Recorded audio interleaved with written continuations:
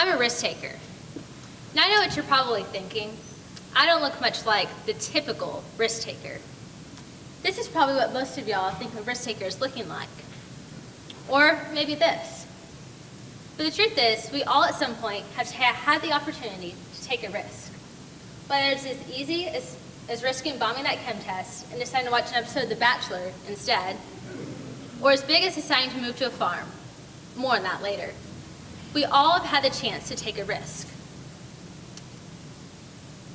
But why is taking risks such a big deal? I firmly believe that how often and to what magnitude you take risks directly affects your chances of success. Now let me explain. If we don't take risks, life would be stagnant. There'd be no change, and more importantly, there'd be no room for growth. Helen Keller put it by saying, "Security is mostly superstition. Life is either daring adventure or nothing at all." If you're not actively seeking risks in your life, then you fall into the category of what's called having a fixed mindset. While doing extensive psychology research, Carol Dweck developed the idea of people having a fixed or growth mindset. She briefly explained it by stating that someone with a fixed mindset believes their skills are stagnant. They believe they have what they have, while a growth mindset individual actively pursues risks, and more importantly, wants knowledge. So let's say you find yourself falling into the category of a fixed mindset. We all at some point have gotten into a rut, no matter how much a risk taker you think you are. So, what do? I believe the answer comes down to 3 very simple words. Take a risk. Being in a fixed mindset is only a description of your current mental state, not a permanent characteristic. So, that gives hope to those fixed mindsetters out there.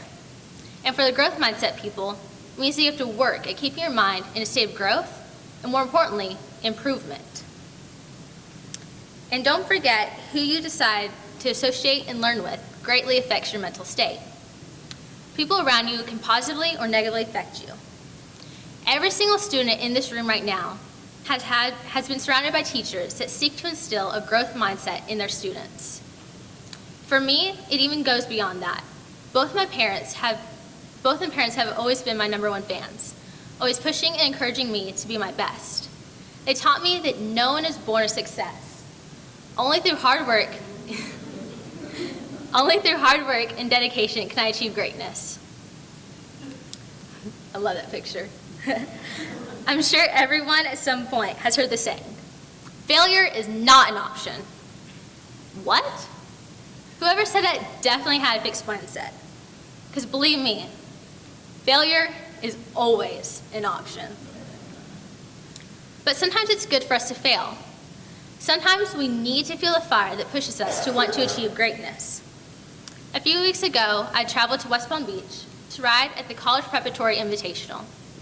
I knew I was taking a big risk riding there. I've been competing in front of top coaches and riding against some of the best riders in the nation. But I knew I could feel the very real possibility of things going horribly wrong and me ending in the dirt.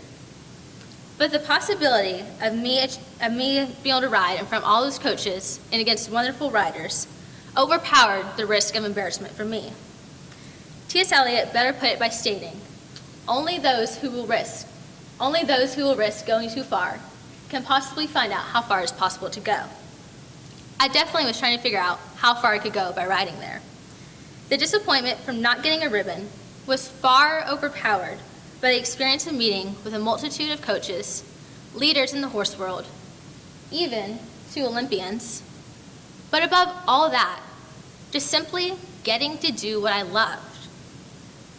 To most people, my trip would have been seen as a failure. I did not come home with a blue ribbon. Well, I didn't even come home with a ribbon. But the success of a risk should never be judged by the number of ribbons received, but more about the lessons learned. For me, risk-taking has always been a major part of my life. All the way from that picture of little 5-year-old me trying to find my horse, to deciding to move to a farm. For me, deciding to move was a big risk. I was risking giving up what most people would consider the typical high school experience. It made it harder for me to get together with friends.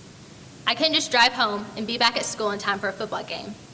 And even though I'm barely 10 minutes from Mansfield, to everyone else, I might as well be in Timbuktu. But I wouldn't trade it for anything. Getting to further my writing skills, and have amazing, unique experiences. I mean, who else can say they've had horses, donkeys, goats, chickens, pig, all while at the same time having dogs, cats, chicks, chinchillas, and hedgehogs living in your house? Or that the time I forgot my Persia sheet for Miss Bonner's class was because my goat had a surprise kid that morning. Sorry, Miss Bonner. With every risk, there always will be a pro and con. The next time I get in a saddle, I could fall and fail. But I could also have an unspeakable and unbreakable bond between me and my horse. And that is far worth the risk for me. So whether you identify as having a growth or fixed mindset, the key to keeping or changing your way of looking at risks all boils down to those three things. There's three simple words. Take a risk. You may look at this and see my obvious risk-taking mentality.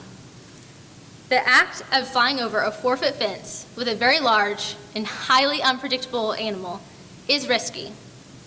But what really makes me a risk taker is seeking new experiences in my life. Eleanor Roosevelt advised, do one thing every day that scares you. So I challenge you. Go out and embrace your inner Evel Knievel and Eleanor Roosevelt. And go out and take a risk. Thank you.